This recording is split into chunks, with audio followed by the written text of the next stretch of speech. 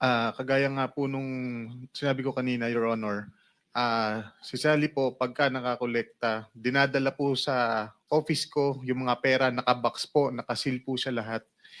Hindi ko po ginagalaw dun yon at pinakukuha po ni boss sa opisina ko. Sino si boss? Boss Henry Alcantara po.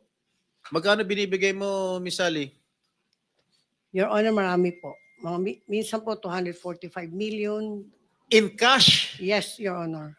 Dinadala mo yung 245 million sa DPWH, sa opisina sa DPWH? Actually, Your Honor, putol-putol po yun. Minsan po 100. Even though, 100 million? Yes, Your Honor. Ano yun? Ilang maleta yun? Saan Nasa- mo nilalagay 100 million? Nasa box po, Your Honor.